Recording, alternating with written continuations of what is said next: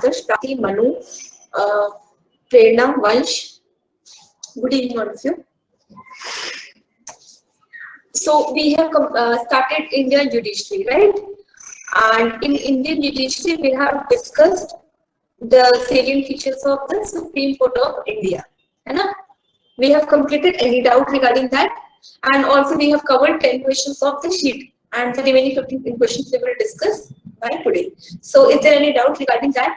We have discussed about the Supreme Court कि India is a मतलब जो judicial system in India is integrated form, और इसमें हमने ये भी देखा था कि who can be the judge, what is the composition of the Supreme Court of India, और qualification to be a judge and appointment कौन करता है, और उसके बाद उनका रिमूवल कैसे रहता है. We have also learned about the collegium system and the functions of the Supreme Court of India, tenure of Supreme Court of India, and the removal. And the removal process is known as impeachment. So whether we have to remove a judge of the Supreme Court or we have to remove a judge of the High Court, the process is known as impeachment. So if you have to impeach a judge of the Supreme Court, then the motion has to be brought in the Lok Sabha or in the Rajya Sabha. But if you want to remove or impeach the judge of a High Court, then the motion is bring in the Legislative Assembly. Okay? In the president, we have learned the removal of the president is also known as impeachment. But when president is impeached, he himself removed from his post. But when the judge is impeached, the president of India will remove him from his post. Right? तो इतना हमने पढ़ा था. अब आज से थोड़ा सा हम देख लेते हैं एक तो jurisdiction आपके सुप्रीम कोर्ट के और इनका और हाई कोर्ट का. वैसे तो सारी चीजें ऑलमोस्ट सिमिलर है, but what is the basic difference between the High Court and the Supreme Court, and in last we will discuss what are the subordinate courts. ठीक है, तो इससे आपका इंडियन जुडिशरी कवर हो जाएगा.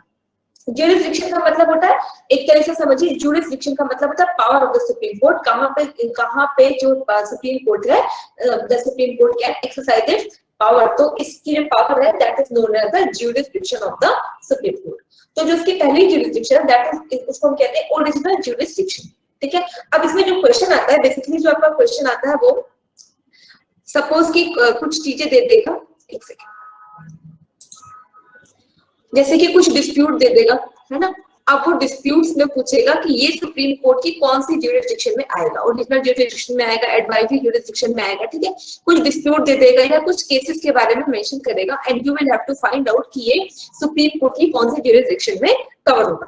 अब ओरिजिनल ज्यूरिसडिक्शन में क्या होता है, एक तो ये आर्टिकल 131 में गिवन है. ओरिजिनल ज्यूरिसडिक्शन का मतलब ये है कि अब इंडिया की कंट्री कैसी है. India is a federal country. Federal है इंडिया, या हम कहें इंडिया इज अ यूनियन. अब यूनियन किसका है, ये स्टेट्स का यूनियन. तो कभी भी कोई भी डिस्प्यूट अगर स्टेट या स्टेट के बीच में हो या यूनियन और स्टेट के बीच में हो, तो उस डिस्प्यूट को सॉल्व करने की जो रिस्पॉन्सिबिलिटी होती है वो होती है आपकी सुप्रीम कोर्ट ऑफ इंडिया की. और ये जो इसकी पावर है ये इसकी ओरिजिनल ज्यूरिसडिक्शन में कवर होती है. तो ओरिजिनल ज्यूरिसडिक्शन में हमें क्या जानना है कि ओरिजिनल ज्यूरिसडिक्शन में सुप्रीम कोर्ट के पास क्या पावर है कि कोई भी अगर डिस्प्यूट स्टेट या स्टेट के बीच में हो, मतलब मोर देन 2 स्टेट के बीच में हो या यूनियन और स्टेट के बीच में हो, तो जो डिस्प्यूट को रिजॉल्व करने वाले का काम होगा वो सुप्रीम कोर्ट ऑफ इंडिया का होगा, और जो उसकी पावर होगी it is known as the original jurisdiction of the supreme court of India. Clear? Clear और नॉट? आदर्श चेल्सी क्लियर हो गया? ओरिजिनल ज्यूरिसडिक्शन का मतलब आपको समझ में आ गया. अब अगला है उसका एडवाइजरी. Please ask. ये जो आपने 1 2 3 4 ऐसे लिखे हुए हैं, ये हायरार्किकल ऑर्डर में है क्या? या हायरार्किकल ऑर्डर की सीरियल के हिसाब से कि ये पीस की पावर है, दिस इज द ज्यूरिसडिक्शन. तो there are 6 jurisdiction which I have mentioned. ठीक है. तो that's why we are hierarchical नहीं, मतलब इसमें क्या हायरार्किकल होगा बेटा, इसमें तो हम एक एक पावर पढ़ रहे हैं ना कि ओरिजिनल ज्यूरिसडिक्शन मतलब ओरिजिनल पावर सुप्रीम कोर्ट की क्या होगी, एडवाइजरी पावर क्या होगी. तो टोटल इसके पास 6 ज्यूरिसडिक्शन होते हैं. Original advisory, law declared by the as a court of record, highest court of appeal और writ jurisdiction. ये इसकी पावर है that we are discussing. ठीक है. 6 है इसलिए 1 2 3 4 5 6 लिखा हुआ है. Any more doubt? Clear हो गया प्रेरणा?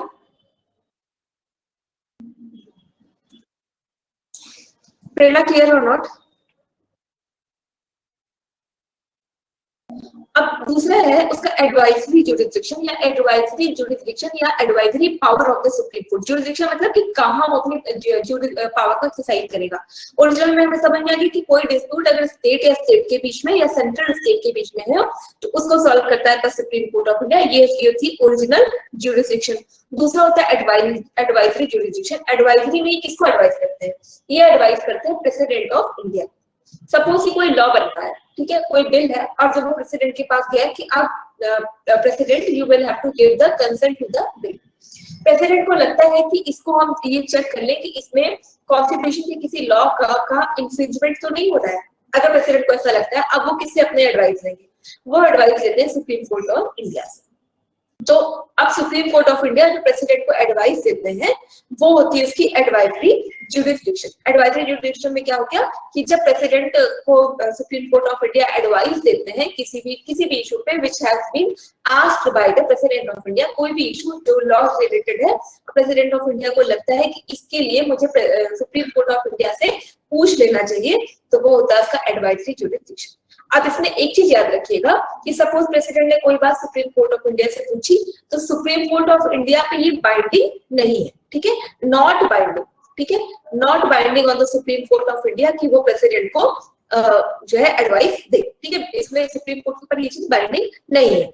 सपोज कि सुप्रीम कोर्ट ने अपनी advice they the president of India को, अब प्रेसिडेंट ऑफ इंडिया पे भी बाइंडिंग नहीं है कि जो एडवाइस उनको सुप्रीम कोर्ट ऑफ इंडिया ने दी है वो उसको माने। तो दोनों साइड से ये चीज बाइंडिंग नहीं होती। एडवाइस लेना भी, एडवाइस देना भी बाइंडिंग नहीं है। लेकिन एडवाइजरी जुरिसडिक्शन में आप याद रखिएगा, एडवाइजरी जुरिसडिक्शन मतलब एडवाइस कर रहा है किसको? प्रेसिडेंट ऑफ इंडिया को। कौन? सुप्रीम कोर्ट ऑफ इंडिया, ठीक है। अच्छा, प्रेसिडेंट ने उसकी एडवाइस मांगी। तो आपका अब क्लियर हो गया। पहला हो गया ओरिजिनल जुरिसडिक्शन, इसमें वो डिस्प्यूट को रिजॉल्व करता है स्टेट और या यूनियन स्टेट के बीच में। एडवाइजरी जुरिसडिक्शन, एडवाइजरी जुरिसडिक्शन में वो एडवाइस करेंगे प्रेसिडेंट ऑफ इंडिया को। अब प्रेसिडेंट उस एडवाइस को माने या ना माने ये उनकी विल पे डिपेंड करता है, और सुप्रीम कोर्ट अपनी एडवाइस दे या ना दे ये सुप्रीम कोर्ट की विल पे डिपेंड करता है। अब नेक्स्ट इसका जुरिसडिक्शन, नेक्स्ट उसकी जो पावर है वो ये है कि अगर कोई लॉ अगर सुप्रीम कोर्ट किसी लॉ मतलब कोई लॉ डिक्लेयर करता है सुप्रीम कोर्ट ऑफ इंडिया, ठीक है, कोई रूल बनाता है, कोई भी rule supreme court of India बनाता है, तो जितने भी कोर्ट्स है इंडिया में अब हर स्टेट के अपने हाई कोर्ट्स हैं। अब इसमें ये भी है कि कुछ हाई कोर्ट्स ऐसे हैं जो दो स्टेट को जो उनके मतलब उनके अंडर दो उनका जुरिसडिक्शन है वो दो स्टेट में कवर होता है। तो हमारे जो टोटल स्टेट है वो टोटल हाई कोर्ट्स है वो 24 है, देखिए स्टेट 29 है, ठीक है। तो 24 हाई कोर्ट्स पे, लोअर कोर्ट्स पे, सब पे वो जो चीजें होंगी वो क्या होगी? बाइंडिंग होगी। अगर कोई लॉ या कोई रूल सुप्रीम कोर्ट बनाता है तो वो सबऑर्डिनेट कोर्ट्स और हाई कोर्ट्स पे अपने आप बाइंडिंग होगी। एडवाइजरी में सिर्फ प्रेसिडेंट को एडवाइस देता है, नहीं प्रेसिडेंट को देता है, क्योंकि जो हाईएस्ट बॉडी है लॉ मेकिंग की वो तो प्रेसिडेंट होगी ना। प्रेसिडेंट अपनी कंसेंट देंगे तभी वो लॉ बनेगा, तो प्रेसिडेंट से रिलेटेड है एडवाइजरी जुरिसडिक्शन। लॉ डिक्लेयर में अभी आपको समझ में आया कि कोई भी रूल या कोई भी लॉ जो सुप्रीम कोर्ट ऑफ इंडिया बनाती है तो वो उसके नीचे, अब क्योंकि हमारी इंटीग्रेटेड जुडिशरी का मतलब कि हाईएस्ट जो जुडिशरी की जो हाईएस्ट पावर है वो किसमें रिजाइड करती है? सुप्रीम कोर्ट ऑफ इंडिया में। तो सुप्रीम कोर्ट ऑफ इंडिया अगर कोई रूल बनाती है तो वो नीचे वाले जितने भी कोर्ट्स आपके हाई कोर्ट्स और आपके सबऑर्डिनेट कोर्ट्स उन पे वो अपने आप बाइंडिंग होगी। तो law declared by the supreme court of India will be binding on all the courts in India. जितने भी कोर्ट्स है इंडिया में सब पे वो बाइंडिंग होगा। अब जो भी डिसीजन देते हैं, जो भी supreme court of India decision देती है वो उसको रिकॉर्ड की तरह रखा जाता है। सपोज अभी रिकॉर्ड वाला एग्जांपल आप ऐसे समझो कि हमने पढ़ा था Kesavananda Bharati case, Minerva mill case, ये सारे केसेस के बारे में थोड़ा थोड़ा सा पढ़ा था प्रीएम्बल जब हम पढ़ रहे थे कि किसी केस में सपोज कि आपकी सुप्रीम कोर्ट ने कहा कि preamble is not part of the Indian constitution. अब जो उन्होंने डिसीजन दे दिया उसको रिकॉर्ड के फॉर्म में, कि उन्होंने जो भी कहा उसको रिकॉर्ड के फॉर्म में रखा जाता है, ठीक है। अब अगर किसी को लगता है कि ये चीजें मतलब जो भी सुप्रीम कोर्ट ऑफ इंडिया ने कहा है वो ऐसे नहीं ऐसे होना चाहिए, या किसी भी वे में वो उसको एक्सेप्ट नहीं कर पा रहे हैं, तो वो उसी रिकॉर्ड मतलब उसी रिकॉर्ड के को जो है चैलेंज करते हैं, जिसको हम कहते हैं वो चैलेंज करते हैं। फिर अगर सुप्रीम कोर्ट ऑफ इंडिया चाहे तो वो अपने प्रीवियस डिसीजन को बदल दे सकती है। और इसके अलावा अगर सुप्रीम कोर्ट ऑफ इंडिया किसी एक केस में सपोज की मनु ने प्राप्ति के यहाँ पे रॉबरी की, चोरी कर दी है, तो अब मान लो कि मनु को किस जो है सुप्रीम कोर्ट ऑफ इंडिया ने 10 साल की पनिशमेंट दे दी कि now she has to live behind the bar for 10 years. Again अगर प्राप्ति कृतिका के यहाँ पे जाके चोरी करती है तो अब क्योंकि वो रिकॉर्ड मेंटेन है, ठीक है, कि चोरी के लिए अगर सेम पूरी सर्कमस्टेंसेस सेम थी तो अगर उसको 10 इयर्स की इम्प्रिजनमेंट हुई है तो दूसरे वाले को भी 10 ईयर की ही इम्प्रिजनमेंट होगी, क्योंकि क्या है कि सुप्रीम कोर्ट का जो डिसीजन है वो रिकॉर्ड के फॉर्मेट में हमारे पास रखा है, ठीक है। तो अब कोई भी अगर उससे रिलेटेड केसेस होंगे तो वही रिकॉर्ड को हम बेस बना के आगे का decision supreme court of India लेती है। और उसके अलावा अगर जो उनके रिकॉर्ड्स है उससे अगर हमें चैलेंज करना है, कुछ भी करना है, तो हम उस पर्टिकुलर रिकॉर्ड को चैलेंज भी कर सकते हैं। और अगर सुप्रीम कोर्ट ऑफ इंडिया ने किसी भी केस में ऐसा कोई जजमेंट दिया है और अगर आप उसको फॉलो नहीं करते हैं तो ये माना जाएगा कि आपने कोर्ट का कंटेम्प्ट किया। कंटेम्प्ट मतलब कोर्ट की अवमानना की है, आप बिहाइंड मतलब बियॉन्ड द लॉ है, ठीक है। तो सुप्रीम कोर्ट ऑफ इंडिया के कोई भी डिसीजंस होते हैं उनको रिकॉर्ड बना के रखा जाता है। तो ये हो गया इसका फोर्थ आपका जुरिडिक्शन है वो है ये कि as a court of record, supreme court of India is known as a court of record.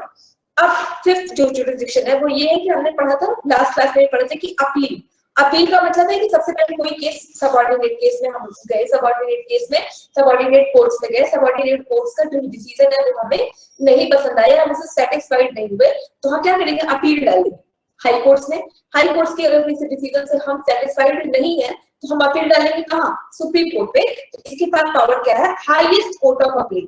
अब इसके बाद अब अगर सुप्रीम कोर्ट के डिसीजन से अगर आप नहीं सेटिस्फाइड होते हैं तो आप कहीं भी जा सकते हैं, because this is the highest body, है ना, हाईएस्ट बॉडी अपील की। तो अपील का जो पावर है वो आपकी सुप्रीम कोर्ट ऑफ इंडिया में है कि जितने भी सबऑर्डिनेट कोर्ट्स है फिर हाई कोर्ट जाएंगे, हाई कोर्ट के बाद जो अपील की पावर आती है वो आपकी सुप्रीम कोर्ट ऑफ इंडिया के पास आती है। और जो उसकी लास्ट जुरिसडिक्शन है उसको हम कहते हैं रिट का जुरिसडिक्शन।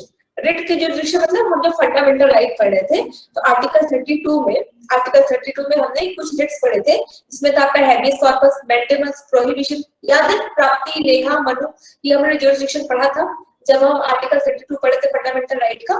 तो उस जुरिसडिक्शन में जो रिट इश्यू का करने का जो पावर है वो किसके पास है, सुप्रीम कोर्ट ऑफ इंडिया के पास। ये याद रखिएगा, आर्टिकल 32 के अंदर supreme court of India writ issue करती है, ठीक है। और आर्टिकल 226 के अंदर, आर्टिकल 226 के अंदर हाई कोर्ट रिट इश्यू करती है, लेकिन कब, जब वो कोई भी वायलेशन स्टेट लॉ का होगा। जब भी कभी स्टेट लॉ के अकॉर्डिंग किसी का फंडामेंटल राइट वायलेट होगा तो हाई कोर्ट रिट इश्यू करती है। लेकिन जब भी किसी का फंडामेंटल राइट का वायलेशन सेंटर के लॉ के अकॉर्डिंग होगा तो सुप्रीम कोर्ट आपका रिट इश्यू करती है। तो ये क्या हो गया सुप्रीम कोर्ट के जुरिसडिक्शन। अब एक बार फिर से रिवाइज कर लो आप कि ओरिजिनल जुरिसडिक्शन में क्या होता है, कोई भी डिस्प्यूट अगर स्टेट या यूनियन स्टेट के बीच में होता है तो उसको सॉल्व करने का काम होगा सुप्रीम कोर्ट ऑफ इंडिया का। एडवाइजरी जुरिसडिक्शन, जिसमें वो कैसे रेट को एडवाइज करेंगे। Law declared by supreme court of India will be binding on all the courts present in India. Next है आपका कि उनका जो भी उनका डिसीजन होता है उसको रिकॉर्ड की तरह रखा जाता है। फिर this is the highest court of appeal and the last this is the writ jurisdiction of the supreme court of India. तो ये हो गया आपका jurisdiction of the supreme court. इसमें कोई डाउट है, any doubt? Is a court of record सिर्फ supreme court में ही रिकॉर्डिंग होती है या फिर हाई कोर्ट में और लोअर कोर्ट में भी रिकॉर्डिंग होती है? एक्चुअली होती तो उनके कोर्ट्स की भी रिकॉर्डिंग है, लेकिन क्या है कि सुप्रीम कोर्ट ऑफ इंडिया उनके डिसीजन को भी क्या कर सकते हैं, चेंज कर सकते हैं। अगर सुप्रीम कोर्ट ऑफ इंडिया को लगता है अगर सुप्रीम कोर्ट ऑफ इंडिया के डिसीजन को चेंज करना है तो कोई high court supreme court of India के डिसीजन को चेंज नहीं कर सकती। लेकिन सुप्रीम कोर्ट ऑफ इंडिया अगर चाहे तो हाई कोर्ट के डिसीजन को चेंज कर सकती है। इसमें जो हाईएस्ट बॉडी है जहां पे रिकॉर्ड रखा जाएगा वो आपकी सुप्रीम कोर्ट के पास है, ठीक है। हाई कोर्ट के रिकॉर्ड्स तो रहते हैं लेकिन वो मतलब आप यूनिवर्सिटी उसको लागू नहीं करा सकते, ठीक है। अगर आप स्टेट में लागू नहीं कराते हैं तो सुप्रीम कोर्ट चाहे तो उसको पलट सकती है, बदल सकती है। इसलिए जो कहा जाता है कि जो हाईएस्ट कोर्ट ऑफ रिकॉर्ड है वो आपका सुप्रीम कोर्ट ऑफ इंडिया के पास है। एनी मूव, प्रेरणा क्लियर हो गया? Yes ma'am. Highest court of appeal in the country, इसके बाद हम प्रेसिडेंट के पास भी जा सकते हैं, लेकिन सिर्फ डेथ पेनल्टीज में या फिर किसी भी केस में? नहीं, किसी भी केस में जा सकते हैं प्रेसिडेंट के पास। जब हमने पढ़ा था प्रेसिडेंट, तो हमने उसका पार्डन पावर पढ़ा था कि पार्डन पावर, उसमें ये भी पढ़ा था ना कि एक होता है कि वो मतलब किसी भी सजा को कम कर सकता है और या फिर उसकी सजा को बदल सकता है ना, ये सारी चीजें पढ़ी थी। उसमें जो डेथ पेनल्टी है वो उसको चाहे तो प्रेसिडेंट क्या कर सकते हैं, उसको आपको जो आजीवन कारावास है उसमें बदल सकते हैं, लेकिन वो किसी भी केस में जा सकते हैं। पर ऐसा होता है कि आप ऐसे अपने मन से नहीं आ सकते, वहां पे भी प्रेसिडेंट की कंसेंट काम करती है। ठीक है, अगर ऐसा होने लगे तो फिर सब भागते ही रहेंगे। फिर तो एक तो हमारे यहाँ वैसे भी जुडिशरी बहुत लेट चलती है, हाई कोर्ट में ही इतना टाइम लग गया, फिर वो सुप्रीम कोर्ट गया, वहां इतना टाइम लग गया, फिर आप किसी बहाने से निकल जाओ कि मुझे प्रेसिडेंट से लेना है। ठीक है, तो कोई बहुत सीवियर केसेस होते हैं, वही प्रेसिडेंट ऑफ इंडिया के पास जाते हैं। ये क्या है, अगर प्रेसिडेंट ने लेट्स से किसी का डेथ पेनल्टी को आजीवन कारावास में बदल दिया है, तो क्या उसके बाद दोबारा सुप्रीम कोर्ट में अपील डाली जा सकती है उसको बदलने के लिए, वापस से डेथ पेनल्टी करने के लिए? नहीं, उसके बाद फिर ये जो हाईएस्ट पावर है वो तो आपकी, मतलब उस केस में नहीं। जैसे कि मान लो कि किसी के वो अगर मान लो कि निर्भया वाला केस होता, निर्भया वाला केस जिस ग्राउंड पे लड़ा गया है, मान लो कि हर चीज का एक ग्राउंड बना के लड़ते हैं ना कि ये यहाँ पे ऐसा रेप हुआ और इसके अगेंस्ट हमने अपील डाली और ये पूरा केस फॉलो अप हुआ, उनको आजीवन कारावास सपोज मिल गई। ठीक है, अगर आपको अब आप सेम डिसीजन पे सुप्रीम कोर्ट नहीं जा सकते, लेकिन अगर आप ग्राउंड को चेंज कर दें, जैसे कि अभी तक ये ग्राउंड है कि रेप को मतलब रेपिस्ट को हमें वो करने के लिए, उनको सजा दिलाने के लिए हम आए हैं, लेकिन अगर केस को बदल दिया जाए, ठीक है, केस को बदल दिया जाए, जैसे कि अगर ह्यूमन राइट का इशू बना के उस केस को लेके आ जाए, मतलब पूरे केस को नया कलर देके फिर आप सुप्रीम कोर्ट ऑफ इंडिया जा सकते हैं या दोबारा से चेंज शुरू कर सकते हैं, लेकिन सेम ग्राउंड पे नहीं, ground should be changed anymore. तो फिर हाईएस्ट कोर्ट ऑफ अपील में अगर हमारे पास ऑप्शन आता है सुप्रीम कोर्ट और प्रेसिडेंट दोनों का ही, तो कौन सा चूज करना है? अगर कोर्ट आया है ना, हाईएस्ट कोर्ट आया है तो सुप्रीम कोर्ट, हाईएस्ट बॉडी तो प्रेसिडेंट, हाईएस्ट कोर्ट है तो कोर्ट तो आपकी सुप्रीम कोर्ट है ना, president is not a court, है ना, प्रेसिडेंट कोर्ट तो नहीं है। तो अगर बॉडी पूछेगा कि हाईएस्ट बॉडी कौन सी है लॉ में, मतलब हाईएस्ट बॉडी अगर पूछता है तो आपका हाईएस्ट बॉडी ऑफ अपील तो प्रेसिडेंट होंगे, लेकिन यहाँ पे जो क्वेश्चन आता है वो हाईएस्ट कोर्ट है तो सुप्रीम कोर्ट की सबसे बड़ी कोर्ट है। प्रेरणा क्लियर हुआ? और क्या है कनिका, ये किसके अंडर है सब? आई हैव जस्ट राइट, ये हम सुप्रीम कोर्ट के अंडर पढ़ रहे हैं।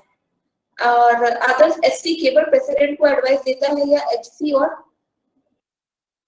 बिल्कुल दे सकते हैं, अगर हाई कोर्ट और आपका जो सबऑर्डिनेट कोर्ट है वो राय मांगती है तो सुप्रीम कोर्ट ऑफ इंडिया दे सकती है। और लेकिन इनका चेन है, अगर डिस्ट्रिक्ट कोर्ट को किसी भी चीज में पूछना है तो वो हाई कोर्ट से पूछेगी, हाई कोर्ट को लगता है तो वो सुप्रीम कोर्ट से पूछ सकती है। ठीक है, वैसे भी ये सारी अपील की चेन्स होती है, अपील में ही होते हैं। हाई कोर्ट को क्या है, हाई कोर्ट अपना डिसीजन देगी, वो तो अपील में अगर लगता है तो सुप्रीम कोर्ट को उसकी अपील हो जाएगी।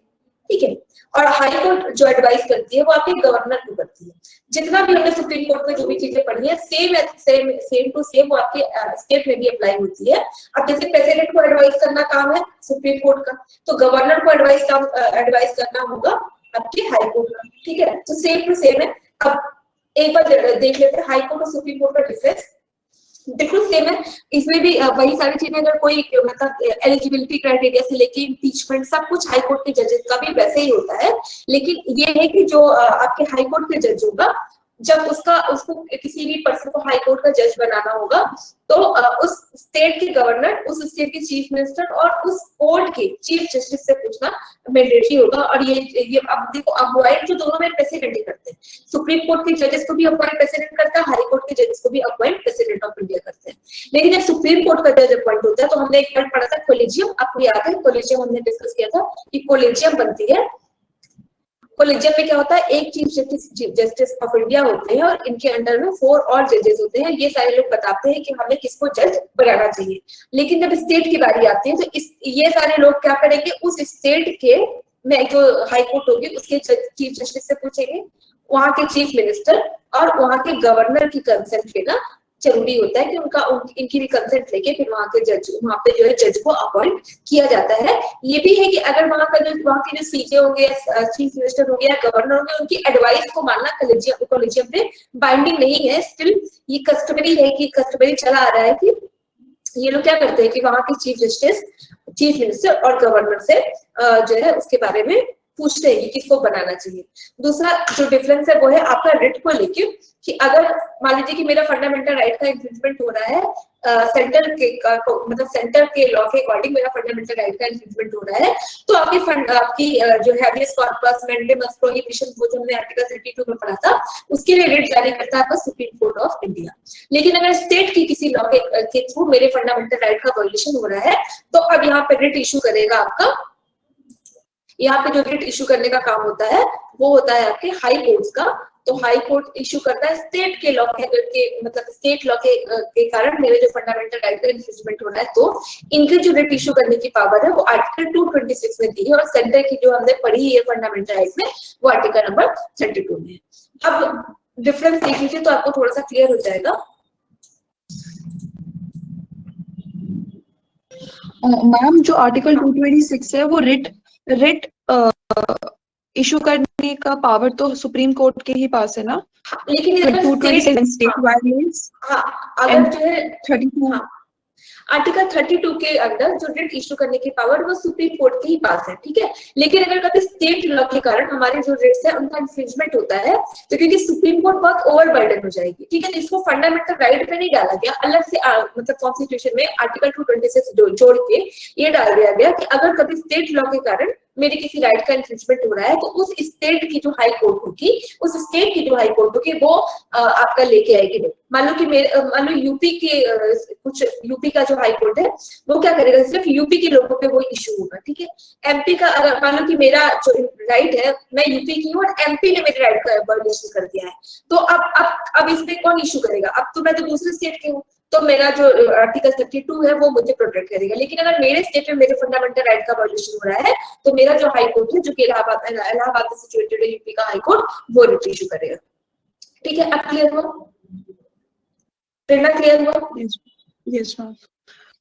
और एक और चीज पूछनी थी कि चीफ जस्टिस ऑफ इंडिया और बाकी के जो जजेस होते हैं सुप्रीम कोर्ट के अंदर, दोनों का ही इम्पीचमेंट का प्रोसेस सेम रहता है? बिल्कुल, इम्पीचमेंट का प्रोसेस अगर मान लीजिए कि एक सेकेंड, अगर मान लीजिए कि वो इम्पीचमेंट स्टेट में हो रहा है तो स्टेट में जब इम्पीचमेंट होगा तो मोशन लाया जाएगा आपकी स्टेट लेजिस्लेटिव असेंबली में, ठीक है। फिर गवर्नर उसको इम्पीच करेंगे, गवर्नर जैसे मतलब साइन कर देंगे तो वो पर्सन गवर्नर उस पर्सन को हटा देंगे, रिमूव कर देंगे। लेकिन अगर सुप्रीम कोर्ट के किसी भी जज के लिए इम्पीचमेंट लाया जा रहा है तो फिर वो लोकसभा या राज्यसभा में मोशन आता है, फिर प्रेसिडेंट उसको साइन करते हैं। ये डिफरेंस है दोनों में, ठीक है। प्रेरणा क्लियर हुआ? और कोई डाउट है? कृतिका, मनु, पूर्वी, आप लोगों को क्लियर हो रहा है? रिट ज्यूरिसडिक्शन बता दीजिए। रिट ज्यूरिसडिक्शन हमने आर्टिकल 32 में पढ़ा था, आर्टिकल 32 है आपका फंडामेंटल राइट, ठीक है। अब मुझे बहुत सारे फंडामेंटल राइट मैं शॉर्ट में बता रही हूँ because we have already discussed this in a very thorough manner when we are discussing the fundamental right. Fundamental right क्या है कि मुझे इंडिया का सिटीजन होने के नाते इन कॉन्स्टिट्यूशन मेकर से कुछ राइट दिए हैं। मेरे पास राइट्स बहुत है, ठीक है, 6 राइट है, 6 राइट में अगर कभी मेरे राइट का इन्फ्रिंजमेंट होता है तो मैं कहाँ जाऊंगी? तो कॉन्स्टिट्यूशन की जो गार्जियन है वो आपके सुप्रीम कोर्ट ऑफ इंडिया है। सुप्रीम कोर्ट ऑफ इंडिया अब मेरे राइट को बचाएगी कैसे? तो सुप्रीम कोर्ट ऑफ इंडिया को पावर दे दी गई रिट्स की कि अगर किसी के फंडामेंटल का राइट का वायलेशन हो रहा है तो आप ये रिट इशू करेंगे। अब उसमें उसको 6 राइट दिए गए थे, 6 राइट रिट के पावर दिए गए, जिसमें आपका था हैबियस कॉर्पस कि अगर कोई क्राइम होता है तो आप उसको अपने से उसको क्रिमिनल डिक्लेयर नहीं कर देंगे, आपको 24 आवर्स में सुप्रीम कोर्ट लेके आना होगा, ठीक है। इस तरह की चीजें हैं। उसके बाद जैसे कि एक और है आपका क्यों वारंट हो कि आप किसी पब्लिक पोस्ट को होल्ड कर रहे हैं तो सुप्रीम कोर्ट ऑफ इंडिया आपसे पूछ सकती है आप किस अथॉरिटी के अंडर इस पर्टिकुलर पोस्ट को होल्ड कर रहे हैं। इसके अलावा एक पावर है उसकी जिसमें हमने पढ़ा था मेंटेनेंस प्रोहिबिशन। मेंटेनेंस प्रोहिबिशन मतलब जहां पे सुप्रीम कोर्ट रोकती है कोई डिसीजन अगर हाई कोर्ट दे रही है या लोअर कोर्ट दे रही है और सुप्रीम कोर्ट को लगता है कि ये इसके जुरिसडिक्शन में नहीं आता है तो वो क्या करती है दूसरे जो हाई कोर्ट है लोअर कोर्ट से उसको प्रोहिबिट करती है कि आप ये डिसीजन नहीं दे सकते हैं। मैंडेमस में क्या होता है कि सपोज कि हाई कोर्ट ने या लोअर कोर्ट ने डिसीजन दे दिया है जो कि उसकी पावर में नहीं आता था तो सुप्रीम कोर्ट ऑफ इंडिया क्या करेगी? उसको चेंज कर लेगी। तो ये सारी चीजें इसके रिट जुरिसडिक्शन। जैसे क्लियर हो गया? जैसे क्लियर होगा उसको रिवाइज कर दिया करिए थोड़ा थोड़ा, कभी कभी जो पीछे पड़ा है उसको रिवाइज कर लिया करिए। अब दोनों में डिफरेंस देख लीजिए या मतलब कंपैरिजन करके देख लीजिए तो आपका हाई कोर्ट और सुप्रीम कोर्ट दोनों क्लियर हो जाएगा। अब high court is the apex body of the state. अगर स्टेट की जो हाईएस्ट एपेक्स बॉडी होगी इसकी जुडिशरी में तो आपकी हाई कोर्ट होगी। और अगर एपेक्स बॉडी ओवरऑल इंडिया के लेवल पे बात करें तो which is the apex body, तो आपकी supreme court of India is the apex body, जो कि क्या करती है, जो कि जुडिशरी की सबसे जो हाईएस्ट बॉडी है सेंट्रल लेवल पे वो आपकी सुप्रीम कोर्ट है। अगर स्टेट लेवल की बात करते हैं तो वो हाई कोर्ट है। इसको कौन प्रिसाइड करेगा, इसको प्रिसाइड करते हैं high court of that particular, मतलब chief justice of the high court. Chief justice of the high court preside करेंगे हाई कोर्ट्स को, और chief justice of India preside करते हैं सुप्रीम कोर्ट को।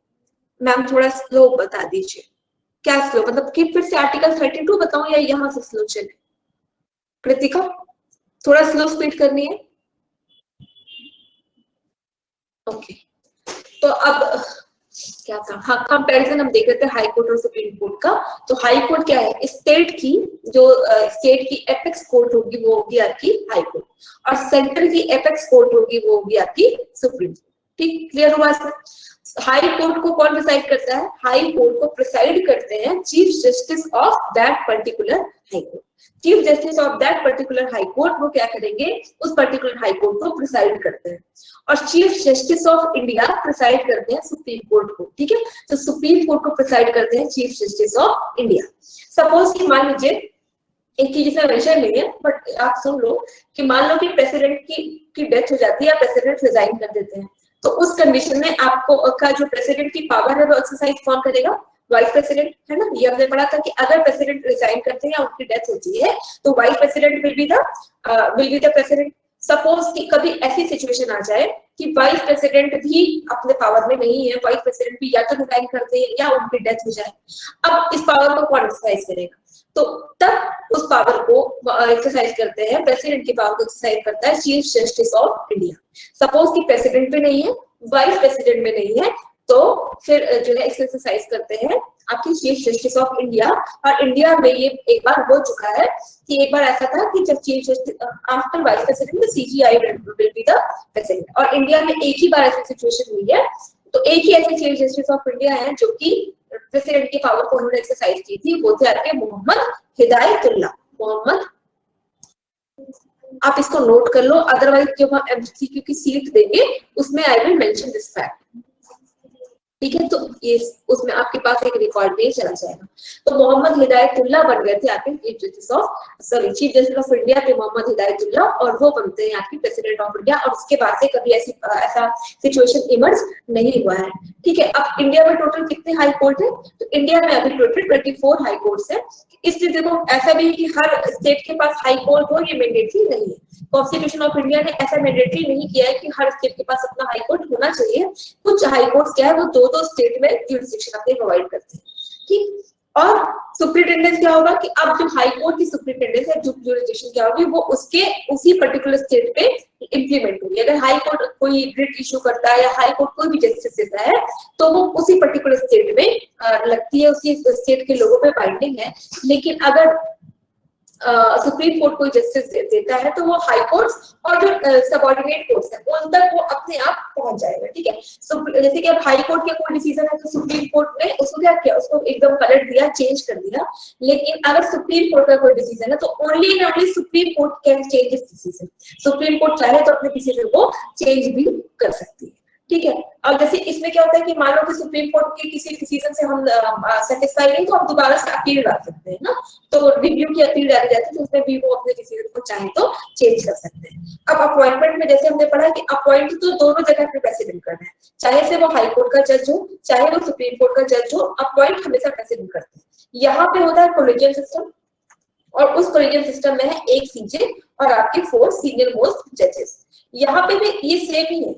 ठीक है, सारे ही लोग मतलब कोलेजियम भी बताएगा कि किसको कहाँ पे अपॉइंट करना है, लेकिन यहाँ के गवर्नर, चीफ मिनिस्टर और उस पर्टिकुलर स्टेट के चीफ जस्टिस से क्या करना होगा, कंसल्ट करना होगा। ठीक, अब इम्पीचमेंट प्रोसेस बिल्कुल सेम टू सेम है। जैसे लोकसभा राज्यसभा में मोशन आएगा, दोनों जगह से आपकी स्पेशल मेजोरिटी से वो पास होगा, then it will go to the president और प्रेसिडेंट अपनी कंसेंट देते हैं। यहाँ पे भी बिल्कुल सेम होता है कि मोशन आता है कहाँ, लेजिस्लेटिव असेंबली में। अगर किसी स्टेट में बिल्कुल बेटा सीएम चीफ मिनिस्टर से भी पूछते हैं। ठीक है, अब मोशन आता है आपका लेजिस्लेटिव असेंबली में। अगर उस पर्टिकुलर स्टेट में लेजिस्लेटिव काउंसिल भी है तो उन दोनों जगह से स्पेशल मेजोरिटी से पास कराया जाएगा। फिर गवर्नर जब उसको अपनी कंसेंट दे देंगे तो the person will be impeached in the high court. जब हाई कोर्ट की बात कर रहे हैं तो इम्पीचमेंट का जो प्रोसेस है वो legislative assembly and legislative council में लाया जाता है। और जब इम्पीचमेंट का प्रोसेस होता है आपकी सुप्रीम कोर्ट के लिए तो मोशन आपका लोकसभा या राज्यसभा में लाया जाता है। ठीक है, इतना क्लियर हुआ। और अगर ट्रांसफर की भी बात होती है किसी स्टेट से दूसरे स्टेट में, मतलब जो जजेस का ट्रांसफर हो सकता है, कभी कभी क्या होता है कि कोई पर्टिकुलर पर्सन एक जगह का जज होता है, उसको as a chief justice appoint कर दिया जाता है किसी दूसरे जगह के कोर्ट। तो ये जो ट्रांसफर से रिलेटेड भी जो भी डिस्कशन होता है ना, वो भी आपका कॉलेजियम ही लेता है। कॉलेजियम डिसाइड करता है कि कहाँ पे इनका ट्रांसफर होना चाहिए या किसका कहाँ अपॉइंटमेंट होना चाहिए, वो कॉलेजियम डिसाइड करता है। लेकिन जब स्टेट से रिलेटेड कोई भी स्टेट में जब आपकी किसी को जज अपॉइंट कर रहे हो तो डेफिनेटली उस स्टेट के चीफ मिनिस्टर, उस स्टेट के गवर्नर और उस स्टेट में अगर हाई कोर्ट है तो उसके चीफ जस्टिस ऑफ इंडिया से पूछना बाइंडिंग होगा। ठीक है, इतना था पे हाई कोर्ट और सुप्रीम कोर्ट का डिफरेंस। अब हम आ जाते हैं जुडिशरी के लास्ट सेक्शन में, वो है आपका सबऑर्डिनेट कोर्ट्स। इसके पहले कोई डाउट है? इसके पहले कोई डाउट है आपको? Any doubt? प्राप्ति, नेहा बेटा क्लियर हो रहा है? आदर्श, मनु, जुडिशरी बता दीजिए। अच्छा ठीक है, वो तो बता दिया। ओके, सबऑर्डिनेट कोर्ट्स या डिस्ट्रिक्ट कोर्ट्स कहते हैं। अब हाई कोर्ट तो पूरे स्टेट को रिप्रेजेंट कर रहा है, सबऑर्डिनेट कोर्ट्स जो है वो आपकी डिस्ट्रिक्ट को रिप्रेजेंट करते हैं। ठीक है, अब जो सबऑर्डिनेट कोर्ट है वो डिस्ट्रिक्ट को रिप्रेजेंट करते हैं। तो अब यहाँ पे दो, अभी इसको साइड रखिए, अभी इन दोनों को पहले समझिए, सिविल कोड और क्रिमिनल कोड। सिविल का मतलब क्या होता है? सिविल मतलब मान लो कि चोरी हो गई, लैंड से कोई प्रॉब्लम हो गई। क्रिमिनल मतलब जहाँ पे मतलब एक तरह से आप जान लेने या जान लेने की जहाँ पे कोशिश होती है, मर्डर के जो भी केसेस होते हैं, दैट इज द क्रिमिनल। जहाँ पे किसी को फिजिकली हार्म कर दिया जाए या ऐसा हार्म किया जाए जिसको रिकवर करना या तो बहुत मुश्किल होता है या उसमें पर्टिकुलर चीज कभी रिकवर नहीं हो सकती है, तो वो होते हैं आपके क्रिमिनल कोड। बाकी जितने भी इशू होते हैं that is known as the civil code. बाकी सारे जितने भी इशू है वो सब सिविल कोड के अंदर आते हैं। अब जैसे ये जो सिविल कोर्ट है, क्रिमिनल कोर्ट है, ये दोनों अलग अलग बिल्डिंग्स नहीं होती। एक ही पर्टिकुलर बिल्डिंग में सिविल कोर्ट या क्रिमिनल कोर्ट आप समझो कि दोनों का अमलगमेशन एक ही जगह होता है। अगर कोई जज ऐसी चीजों को सुन रहा है जो कि सिविल बॉडी से रिलेटेड है, सपोज कि लैंड डिस्प्यूट से रिलेटेड है, मेरा घर था, आदर्श ने उस पे आपकी इंक्रोचमेंट कर लिया और वो उस घर पे रहने लगे, तो वो क्या होता है? इंक्रोचमेंट हो रहा है। और ये जो मैटर है इससे ऐसा नहीं है ना कि मेरी कोई फिजिकल हार्म हो गई है या ऐसा हार्म हो गया जिससे मैं कभी रिकवर नहीं हो सकती, तो ये कैसा मुद्दा हो जाएगा? सिविल केसेस का इशू हो जाएगा। तो जब कोई जज सिविल कोर्ट से रिलेटेड, मतलब उसी बॉडी में उसी में क्या, जब जज क्या होता है सिविल कोर्ट्स को, सिविल इश्यूज को सुनते हैं तो वो हो जाते हैं आपके डिस्ट्रिक्ट जज। ठीक, और जब वही पर्टिकुलर जज, सपोज कि आदर्श ने मेरा एक हाथ काट दिया, अब मैं अपना हाथ तो कभी रिकवर नहीं कर पाऊंगी, है ना, तो ये मेरा क्या हो जाएगा? Physical harm. तो this is the criminal case. अगर वही जज ऐसा कोई केस सुनते हैं जो कि रिकवर नहीं हो सकता है तो उस जज को हम क्या कहेंगे? डिस्ट्रिक्ट जज या सॉरी सेशन जज कहते हैं, उनको सेशन जज कहते हैं। और तब पर्टिकुलर कोर्ट कह देंगे सेशन कोर्ट। ठीक, जब वो सिविल कोर्ट से रिलेटेड चीजें डिस्कस होती है हम कहते हैं डिस्ट्रिक्ट जज कोर्ट, और जब क्रिमिनल से रिलेटेड चीजें डिस्कस होती है उसी पर्टिकुलर बिल्डिंग में वही जज बैठते हैं तो वो कहते हैं सेशन कोर्ट। ठीक है, तो overall the both thing is the amalgamation. Amalgamation के फॉर्मेट पे दोनों चीजें हैं, बस इश्यूज अलग हो जाते हैं कि अगर इशू सिविल से रिलेटेड है तो वो डिस्ट्रिक्ट जज कहलाएंगे, अगर इशू क्रिमिनल से रिलेटेड है तो वो सेशन जज कहलाएंगे। बॉडी भी ऐसे बदल जाती है कि अगर क्रिमिनल से रिलेटेड कोई चीजें सुनी जा रही है तो हम कहते हैं सेशन कोर्ट में इसका डिस्कशन चल रहा है। जैसे कि अभी निर्भया वाला केस था, तो निर्भया वाला केस डायरेक्ट सुप्रीम कोर्ट नहीं गया, पहले वो सेशन कोर्ट में था, फिर वो हाई कोर्ट में था और फिर वो सिविल कोर्ट में था। तो जो सेशन कोर्ट है, तो जब जज ने निर्भया का केस सुना, अब वो क्या, वो रिकवर कभी हो नहीं सकता था, तो वो किसमें आ जाएगा? वो आपके क्रिमिनल ऑफेंस में आ जाएगा। और जब जज ने उनको सुना तो वो जज हो गए क्या? सेशन कोर्ट के जज। और उस बॉडी को क्या कहेंगे? Session court. अगर कोई बॉडी मतलब कोई केस ऐसा होता कि वो सिविल से रिलेटेड होता तो डिस्ट्रिक्ट जज की कोर्ट होती। अब आप सोचो कि जो सेशन कोर्ट है वो अधिकतम एट मैक्स क्या पनिशमेंट दे सकते हैं? तो सेशन कोर्ट के जज आपको डेथ पेनल्टी भी दे सकते हैं। इसीलिए आपने देखा होगा कि जो निर्भया वाला केस था उसमें सेशन कोर्ट ने भी डेथ पेनल्टी दी थी, तो उस डेथ पेनल्टी को चैलेंज किया हाई कोर्ट ने, हाई कोर्ट ने भी डेथ पेनल्टी दे दी। फिर सुप्रीम कोर्ट में भी इसी डेथ पेनल्टी को चैलेंज किया गया, तो सुप्रीम कोर्ट ने भी डेथ पेनल्टी दी। फिर प्रेसिडेंट के पास वो लोग अपील के लिए गए थे, लेकिन वो अपील को प्रेसिडेंट ने डिसमिस कर दिया था। तो सेशन कोर्ट के पास भी ये पावर है कि वो डेथ पेनल्टी दे सकती है, और दो इट कैन बी चैलेंज और we can give appeal in the high court and the supreme court as well. तो सेशन कोर्ट के पास भी ये पावर है कि वो डेथ पेनल्टी दे सकते हैं। अब जो इसकी छोटी छोटी चीजें ये आपसे एग्जाम में पूछेंगे नहीं, ये मैंने इसलिए मेंशन कर दिया कि आप ये जानते रहो कि ये सबऑर्डिनेट जज कोर्ट, ये म्यूनिसिपल कोर्ट या लोक अदालत ये आपके सिविल के पार्ट है, और चीफ जुडिशियल मजिस्ट्रेट कोर्ट और जुडिशियल मजिस्ट्रेट कोर्ट ये आपके क्रिमिनल के पार्ट है। ये एक्चुअली जो इसमें जो ये अलग अलग जो सेग्रीगेशन है वो मनी के इस हिसाब से। ये अगर कोई केस 5000 मनी तक को डील करता है तो आपके सबऑर्डिनेट कोर्ट सुनेंगे। अगर वो 2000 रुपए तक की चीजों को डील कर रहे हैं तो आपकी म्युनिसिपल कोर्ट सुनेगी। लोक अदालत क्या होते हैं? लोक अदालत जो है समय समय पे टाइम पे लोक अदालत ऑर्गेनाइज कराई जाती है। ऐसा था कि हमारे इंडिया में आप देख रहे हो कि जो केसेस की नंबर्स बहुत ज्यादा बढ़ते हैं, बहुत ज्यादा केसेस हैं और इतने जजेस हमारे पास है नहीं। तो सिविल कोर्ट्स में क्या किया जाता है कि जो भी ऐसे केसेस हैं जो मतलब बहुत बड़े नहीं है, सिविल केसेस, जैसे कि मान लो इतने छोटे छोटे केस हमारे इंडिया में पेंडिंग है कि सपोज एक किसी ने किसी के जेब से 100 रुपए चोरी कर लिए, उसके भी केस अभी तक वहां पे पेंडिंग पड़े हुए हैं। दो हस्बैंड वाइफ का आपस में झगड़ा हुआ तो उनका जो डाइवोर्स को लेके केस है वो भी अभी हाई कोर्ट और सुप्रीम कोर्ट में पड़ा हुआ है। तो ये सारे केसेस कैसे हैं जिनको इजीली सॉल्व आउट किया जा सकता है। अब इस तरह की केसेस की लिस्ट बना ली जाती है और इस तरह के केसेस को लिस्ट आउट करके लोक अदालत टाइम लोक अदालत ऑर्गेनाइज करा के क्या करते हैं कि दोनों बॉडी को बुलाया जाता है। ठीक है, मालूम मेरा और चेल्सी को लेके कोई डिस्प्यूट है, हम दोनों लोक अदालत में बुलाए जाएंगे। पहले तो हमसे कंसेंट ले ली जाएगी कि आप लोक अदालत में अपना ये सुनवाई चाहते हो। अब क्योंकि मेरा भी ये इशू बहुत दिनों में चला आ रहा है, बार वो होता है ना कि कौन सी मूवी का डायलॉग है, तारीख पे तारीख, तो सेम तारीख पे तारीख चल रही है और उसमें डिसीजन नहीं मिल रहा है। तो हम दोनों भी एग्री कर जाएंगे कि ठीक है हमें भी लोक अदालत का पार्ट आप बना दो।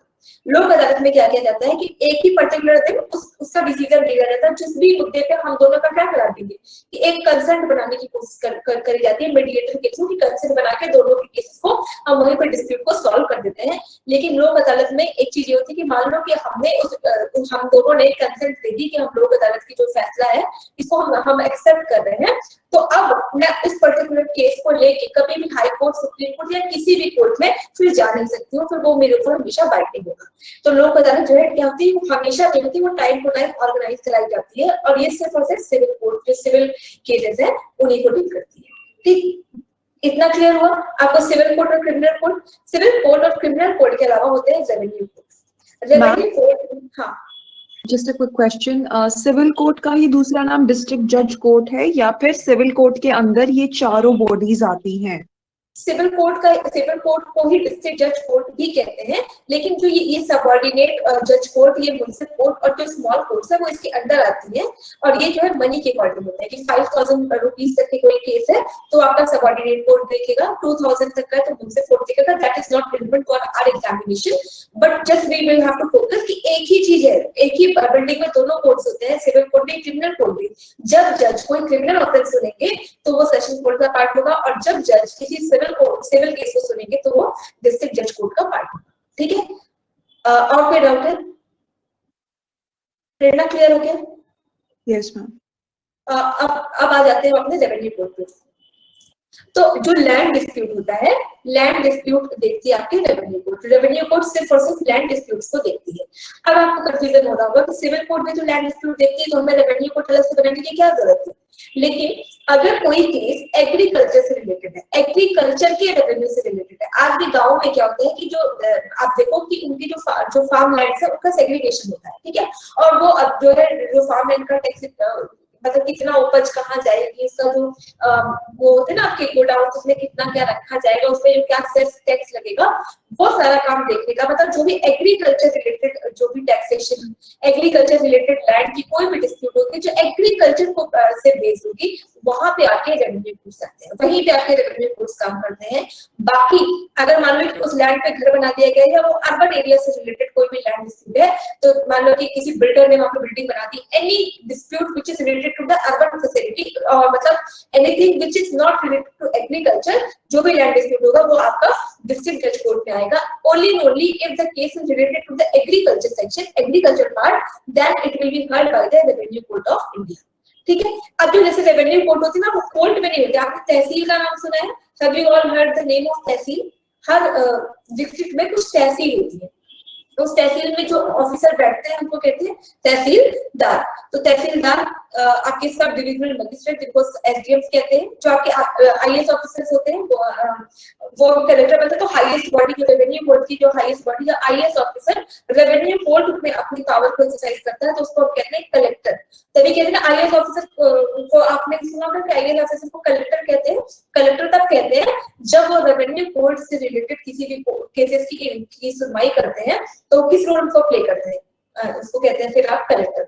अदरवाइज उनको कहते हैं डिस्ट्रिक्ट मैजिस्ट्रेट। जब वो एडमिनिस्ट्रेटिव मतलब किसी सिटी का एडमिनिस्ट्रेशन देखते हैं तब वो हो जाते हैं डिस्ट्रिक्ट मैजिस्ट्रेट। लेकिन जब वो रेवेन्यू बोर्ड की जो लास्ट अपील होती है, जो लास्ट सुनवाई होती है, वो डीएम करते हैं, तो उस समय डीएम क्या हो जाते हैं कलेक्टर। कमिश्नर तो सबसे पहले जो सबसे छोटी बॉडी होगी तहसील लेवल पे तहसीलदार देखेंगे, फिर कलेक्टर देखेंगे। कलेक्टर से भी अगर वो सॉल्व नहीं हुआ तो एक हर स्टेट में होता है बोर्ड ऑफ रेवेन्यू, ठीक है। तो फिर जो बोर्ड ऑफ रेवेन्यू में यहाँ पे भी आईएएस ही बैठते हैं, तो पर वो ये जो आईएएस ऑफिसर होते हैं these are the senior IAS officer. ये बोर्ड ऑफ रेवेन्यू के होते हैं आपके सेक्रेटरी। तो सेक्रेटरी लेवल पे फिर उसकी सुनवाई की जाती है अगर वो जो केस है वो एग्रीकल्चर से रिलेटेड है। तो रेवेन्यू कोर्ट कब आएगी? जब वो case particular civil case, land case agriculture से रिलेटेड है तो रेवेन्यू कोर्ट में जाएगा। अदरवाइज कोई भी लैंड डिस्प्यूट भी होगा तो it will be decided by the civil court of India. Clear और नॉट? कोई डाउट है इसमें? Any doubt regarding this? तो प्लीज आस्क। सबको क्लियर हो गया? दीक्षा और Chelsea, if everything is clear then I am gonna ask the question and you will have to answer. Can I ask? Clear हो गया तो फिर तो आप आंसर दे दोगे फटाफट दोगे बिना गलती किए, है ना? सब क्लियर ही हो गया है, फटाफट से दे दोगे आंसर। तो can I ask a question?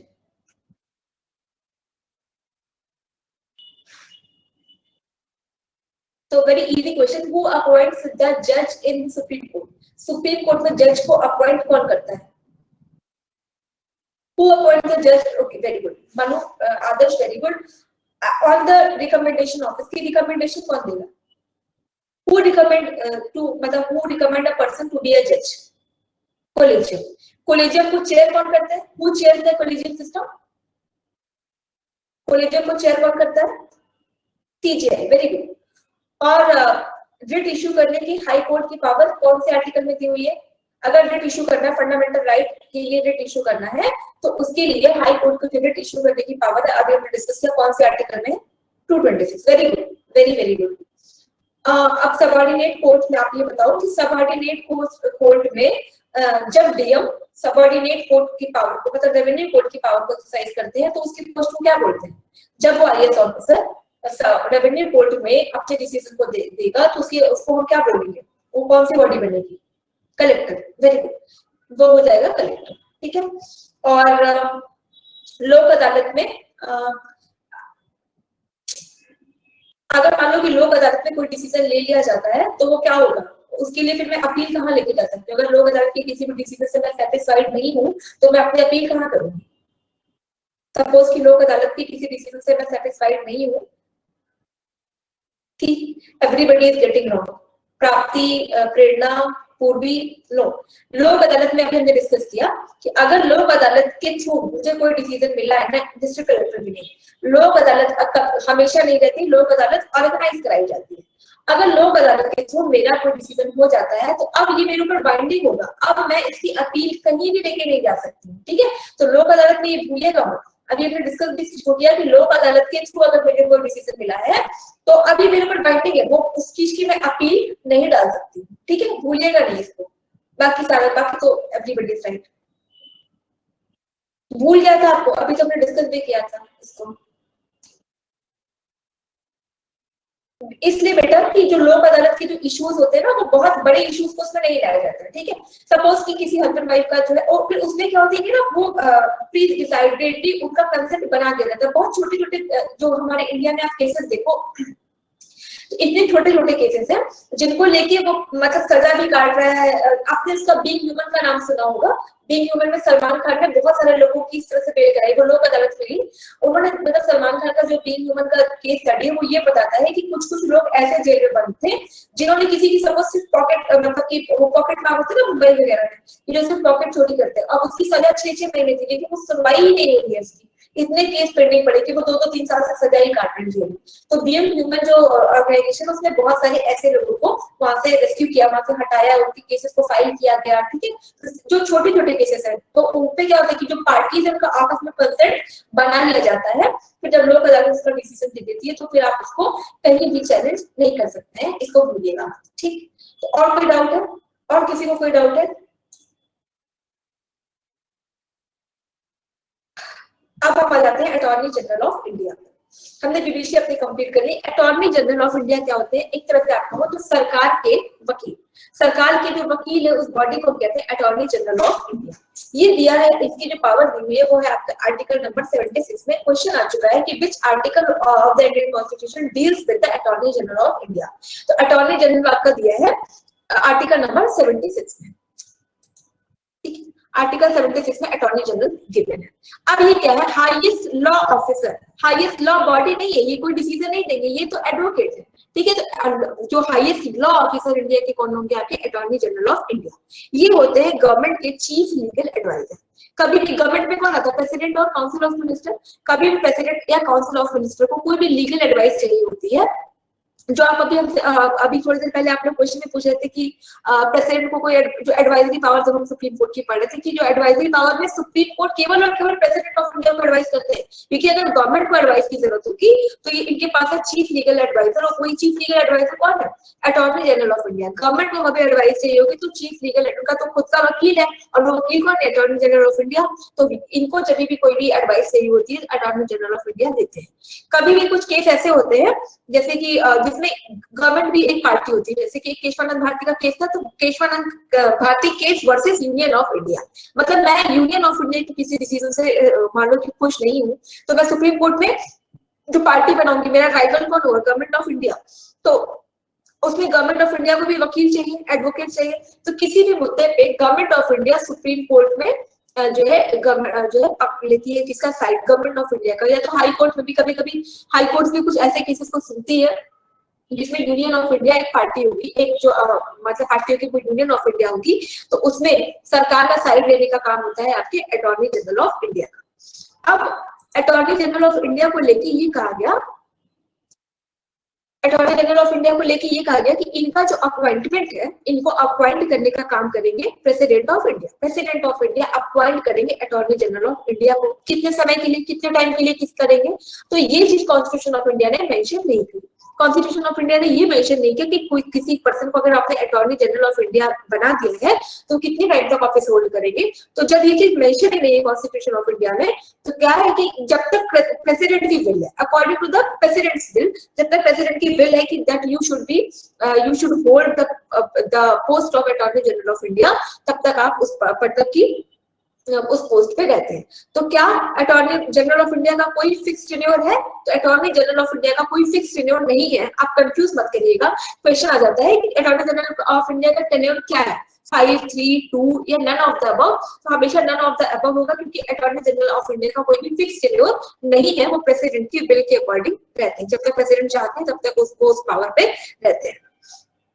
अब इसका मतलब ये हुआ कि इनको हटाने के लिए भी कौन आएगा? प्रेसिडेंट ऑफ इंडिया जब चाहे तो उनको उस पोस्ट से हटा सकते हैं। दूसरी चीज जो ये याद रखिएगा कि अटॉर्नी जनरल ऑफ इंडिया, अगर मान लो कि मैं भारत सरकार की अटॉर्नी जनरल ऑफ इंडिया बन गई हूँ, ठीक है, मैं भारत की सरकार की वकील बन गई हूँ, तो क्या मैं अलग से केसेस लड़ सकती हूँ? आपको क्या लगता है, लड़ सकते हैं? What do you all think कि अगर मैं इंडिया मतलब यूनियन गवर्नमेंट ऑफ इंडिया की अटॉर्नी जनरल बन गई हूँ, तो क्या मेरे पास ये राइट है कि मैं बाकी केसेस भी लड़ सकूं? आपको क्या लगता है, होना चाहिए या नहीं होना चाहिए? No no no, everybody no. But यहाँ पे क्या है कि अगर मैं अटॉर्नी जनरल ऑफ इंडिया हूँ, है ना, मैं यूनियन गवर्नमेंट के अटॉर्नी जनरल ऑफ इंडिया हूँ, तो मेरे पास ये भी राइट है कि मैं अलग से भी जो केसेस है वो लड़ सकती हूँ। तो no, not no, yes, I have the power कि मैं अलग से भी केसेस लड़ सकती हूँ, एक्सेप्ट कोई भी केस मैं ऐसा नहीं लड़ूंगी जो यूनियन गवर्नमेंट के अगेंस्ट, क्योंकि मैं सरकारी वकील हूँ, तो कोई भी केस ऐसा मैं नहीं लड़ सकती जो कि जो जहाँ पे गवर्नमेंट ऑफ इंडिया को के अगेंस्ट मुझे जाना पड़े। तो बाकी और भी कोई भी केसेस होगा तो definitely I have the right कि मैं जो है वो केस जो है लड़ सकती हूँ। और अटॉर्नी जनरल के पास एक पावर होती है कि जो भी फैसिलिटीज किसी भी मेंबर ऑफ पार्लियामेंट को मिलती है, लोकसभा के जो मेंबर ऑफ पार्लियामेंट है उनके पास बहुत सारे प्रिविलेजेस है, तो वो सारे privileges attorney general of India भी एक्सरसाइज कर सकते हैं। ठीक है, अटॉर्नी जनरल ऑफ इंडिया वो सारी पावर को एक्सरसाइज कर सकता है, प्रिविलेजेस को एक्सरसाइज करता है जो मेंबर ऑफ पार्लियामेंट एक्सरसाइज करते हैं। इसके अलावा जब भी लोकसभा या राज्यसभा में, अब क्योंकि ये वकील है ना, तो इनको एक चीज पता होनी चाहिए, तो जब भी कभी ऐसा मतलब अटॉर्नी जनरल ऑफ इंडिया को लगता है कि मुझे लोकसभा या राज्यसभा में अभी डिबेट डिस्कशन हो रहा है and I have to hear, तो किसी भी बाहरी पर्सन को अलाउड नहीं होता। ठीक है, कोई भी जैसे मानो इलेक्शन कमीशन का पर्सन है, फाइनेंस कमीशन का, तो नहीं बैठ सकता, लेकिन अटॉर्नी जनरल के पास ये पावर होती है कि वो लोकसभा या राज्यसभा में बैठकर डिस्कशन को सुने। लेकिन जब हम पढ़ रहे थे ना कि कोई भी जैसे बिल पास होगा तो सब लोग उस पर वोट देते हैं, ठीक है, डेडलॉक होगा तो लोकसभा के स्पीकर डेडलॉक मोशन लेके आते हैं, मतलब वो डेडलॉक को ब्रेक करने का काम लोकसभा के स्पीकर का होता है या वहां पे चेयरमैन का होता है।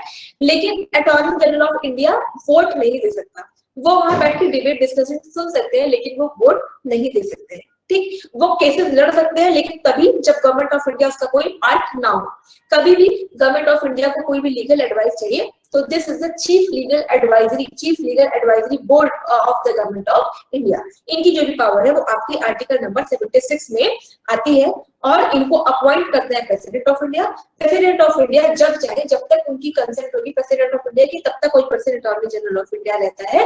और जब प्रेसिडेंट को लगता है कि that this person should not hold the post of the attorney general, तो आप उनको हटा के वो किसी और को अटॉर्नी जनरल बना सकते हैं। ठीक है, इतना क्लियर हो गया? तो ये हो गया आपके अटॉर्नी जनरल हो गया। हाँ, डिबेट एंड डिस्कशंस में सुन सकते हैं, पार्ट नहीं ले सकते हैं। पार्ट ले सकते हैं, पार्ट का मतलब वोटिंग में पार्ट नहीं ले सकते हैं। ठीक है, वो बोल भी सकते हैं, ठीक है, बोल सकते हैं, हाँ बोल सकते हैं, सुन सकते हैं सब कुछ, लेकिन वोट नहीं कर सकते किसी को लेके। इसलिए देखो, ये इसलिए भी है कि लोकसभा राज्यसभा में वही लोग बैठते हैं जिनको आम आदमी ने चुना है, लेकिन अटॉर्नी जनरल को किसी भी आम आदमी ने तो नहीं चुना है, उसको क्या किया गया है, अपॉइंट किया गया है, इसलिए उसके पास ये पावर नहीं दी गई है कि आप वोट करो। सुन सकते हो, बोल सकते हो, बोलोगे अगर वालों की कोई चीज ऐसा है कि वो बियॉन्ड द रूल है, beyond the constitution of India, definitely he और she should speak it out. उसको बोलना चाहिए, बताना चाहिए कि नहीं ये ऐसे नहीं, ऐसा होना चाहिए, लेकिन वो मानना या ना मानना लोकसभा के बिल पे डिपेंड करता है। अब आप देख लीजिए एलिजिबिलिटी, कौन बन सकता है अटॉर्नी जनरल ऑफ इंडिया। तो जैसे हम सबका पढ़ते आए तो वैसे यहाँ भी जो है ही और she should be citizen of India, citizen of India होना चाहिए।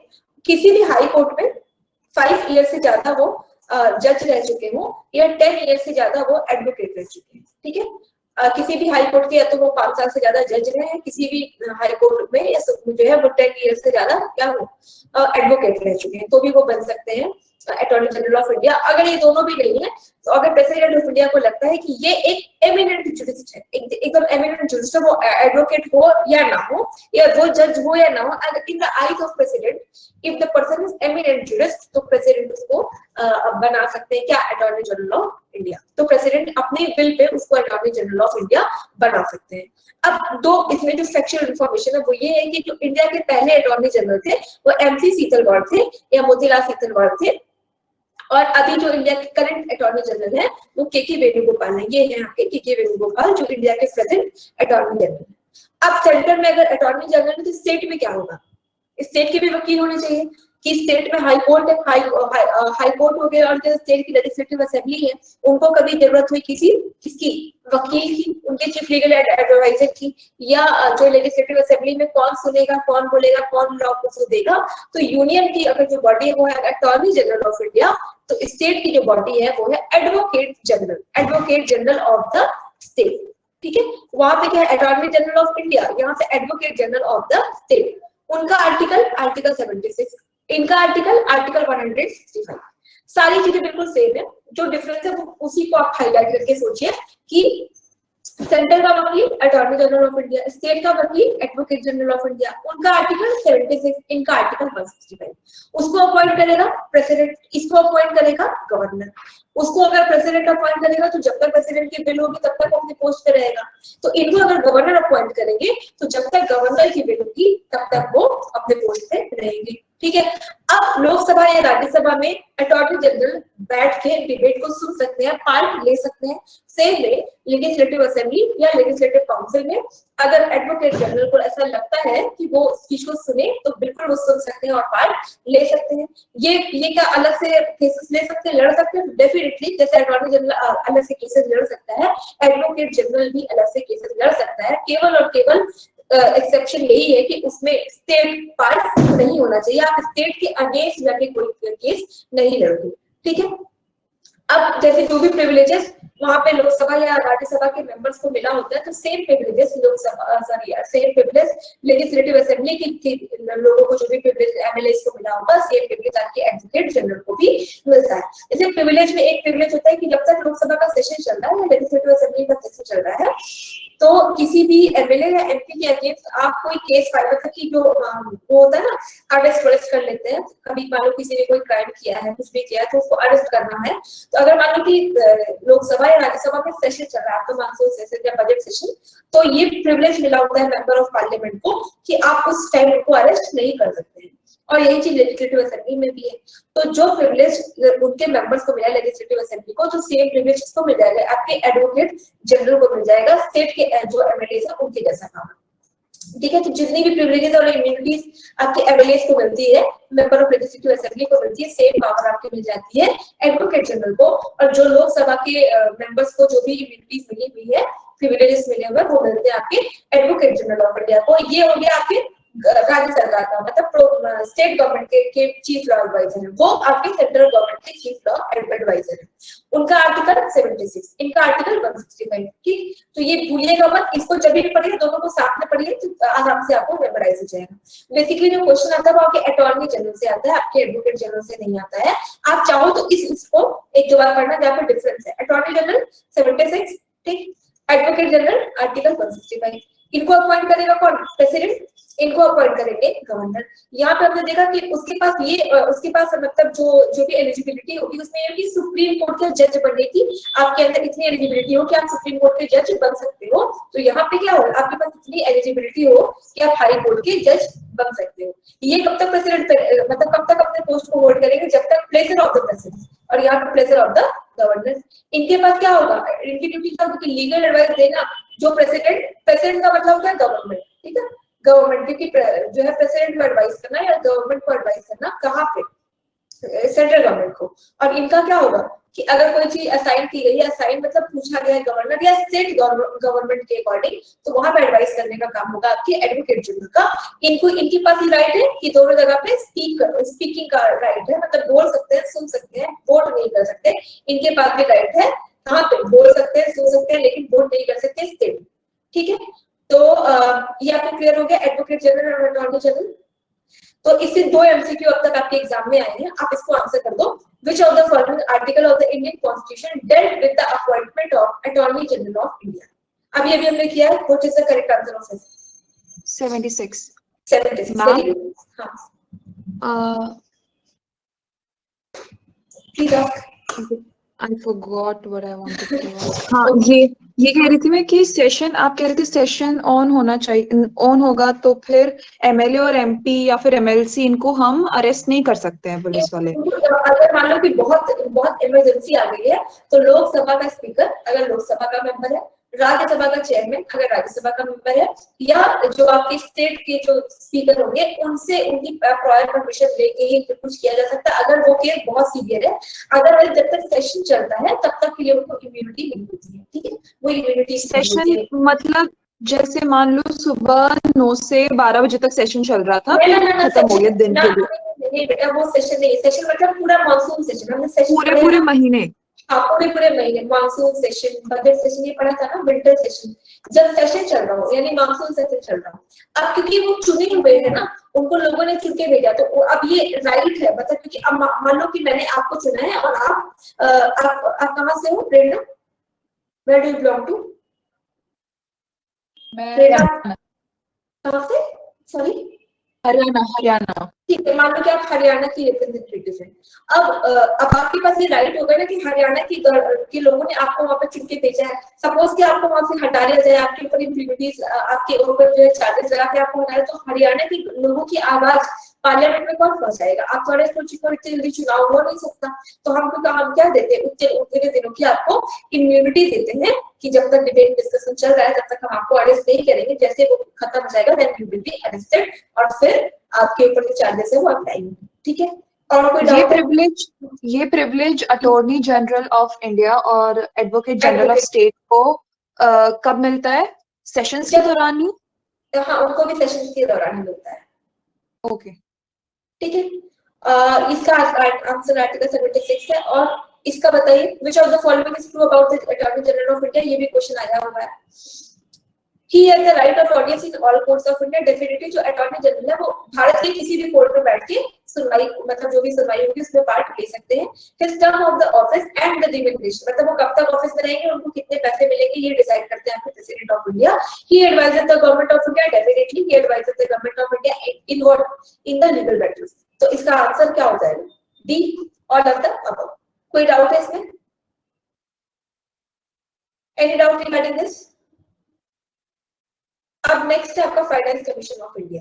तो इसको कर ले या मतलब इफ यू आर टायर्ड तो हम इसको छोड़ देते हैं। अगर आप बताओ तो we can cover finance commission of India, just मतलब only this slide. Kindly answer if you are able to listen और नॉट। प्राप्ति, नेहा, मनु, कनिका, दीक्षा, चेल्सी, कर ले? सब बता दो तो फिर करते हैं, है ना? एक ही है तो फाइनेंस कमीशन ऑफ इंडिया। उसके बाद ये जो आपके क्वेश्चंस हमने छोड़ के रखे थे, 10 ही क्वेश्चन का डिस्कशन हो पाया था। अगर ये नहीं भी होगा तो ये तो कल कर लेंगे, ये टॉपिक खत्म कर लेते हैं। एवरीबॉडी इज रेडी और not? Diksha, are you ready बेटा? कर ले? ओके, तो फाइनेंस कमीशन बस थोड़ा सा है। फाइनेंस कमीशन ये आपके आर्टिकल 280 में दिया हुआ है। आपसे ज्यादातर क्वेश्चन यही पूछा गया है एसएससी में थ्रू आउट द ईयर, जितना मैंने देखा मैक्सिमम टाइम यही पूछा गया कि फाइनेंस कमीशन कौन से आर्टिकल में, बार-बार finance commission related to which article, तो ये 280 में है। और दूसरा जो पूछा गया कि कौन अपॉइंट करता है, मतलब फेवरेट क्वेश्चन ऑफ एसएससी। तो जैसे जितने भी की पोस्ट अब पढ़ने जा रहे हैं ना, अभी जैसे हमने अटॉर्नी जनरल पढ़ा, फाइनेंस कमीशन पढ़े, फिर इलेक्शन कमीशन पढ़ेंगे, सबको उसके चीफ को अपॉइंट करने का काम होता है आपके प्रेसिडेंट ऑफ इंडिया का। लेकिन अटॉर्नी जनरल का तो कोई फिक्स टेन्योर नहीं था, लेकिन प्रेसिडेंट ऑफ इंडिया जो फाइनेंस कमीशन को बनाते हैं वो 5 इयर्स के लिए फाइनेंस कमीशन को बनाते हैं। ठीक, 5 सालों के लिए फाइनेंस कमीशन बनाया जाता है। हर 5 सालों के लिए फाइनेंस कमीशन बनाते हैं कौन? President of India. ये जो फाइनेंस कमीशन बनता है, ये 5 लोगों की बॉडी होती है, जिसमें एक चेयरमैन होता है और इसके 4 सबऑर्डिनेट होते हैं। ठीक है, और उसके बाद ये लोग डिसीजन लेते हैं अपना, वही वोटिंग करा के कि मतलब कोई भी डिसीजन 3-1, 3-2 से पास कराते हैं। तो 5 मेंबर ये बॉडी होती है। उसके बाद ये आर्टिकल 280 में है और इसको अपॉइंट करते हैं कौन? President of India. अभी अपॉइंट क्यों करते हैं? अपॉइंट करते हैं टैक्सेस के डिस्ट्रीब्यूशन को लेकर। जैसे कि जो इंडिया में क्या होता है कि रेलवे से भी पैसे आते हैं, है ना, जितने भी पैसे इंडिया में आते हैं तो वो सेंट्रल गवर्नमेंट के पास जब चले जाते हैं, तो फाइनेंस कमीशन ऑफ इंडिया ये बताता है कि इन 5 सालों में आपको पैसे का डिस्ट्रीब्यूशन कैसे करना है। जो भी फाइनेंशियल रिलेशन, यानी कि it deals with the financial relation between the centre and the state. तो क्या मतलब, जैसे कि अभी का जो फाइनेंस कमीशन है जो इस समय चल रहा है, this is the 14th finance commission. जो 14th फाइनेंस कमीशन चल रहा है, इन्होंने कहा कि जो भी सेक्टर के पास रेवेन्यू आता है उसका 42%, ठीक है, इनकी जो इस बार की रिकमेंडेशन है कि 42% आपको स्टेट को दे देना चाहिए। यानी कि अगर 100 रुपए की कमाई होती है तो 42 रुपए आप स्टेट को देते हुए, और उसके बाद ये भी बताते हैं कि किस स्टेट को कितना मिलना चाहिए। ठीक है, अकॉर्डिंग टू द पॉपुलेशन। मतलब ये तो हर साल अपने क्राइटेरिया बनाते हैं हर 5 सालों के लिए कि अब एक जो डिस्ट्रीब्यूशन है वो ऐसे ऐसे होगा या किस तरीके से होगा, अकॉर्डिंग टू द नीड।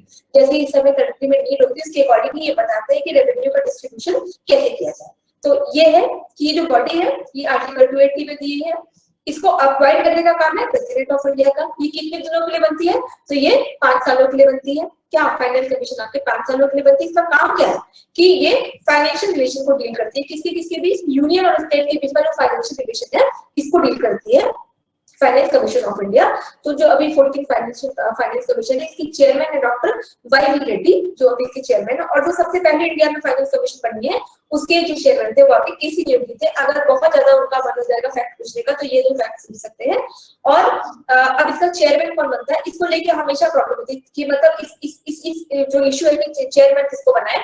तो हमेशा जो भी मतलब प्रेसिडेंट को ऐसा लगता है कि फाइनेंस मतलब जो भी पीपल, जो भी पर्सन इस फील्ड में एक्सपीरियंस है। तो ज्यादातर क्या होता है कि कोई भी जो आपके ब्यूरोक्रेट्स होते हैं, जो आईएएस एग्जाम ऑफिसर्स होते हैं, जब मतलब हायरार्की में ऊपर तक चले जाते हैं, सेक्रेटरी लेवल तक पहुंच जाते हैं, तो उनमें देखा जाता है कि किसकी जो एक्सपर्टीज है, किसने ज्यादातर फाइनेंस के मतलब माइक्रो फाइनेंस की चीजों पे ज्यादातर काम किया है। तो जैसे आईआरएस लोग होते आते हैं, तो जो वो फाइनेंस मतलब काम करते करते फाइनेंस को लेकर ही काम करते हैं, तो जो सीनियर आईआरएस वगैरह होते हैं उन्हीं को प्रेसिडेंट बना देते हैं आपके फाइनेंस कमीशन ऑफ इंडिया के है।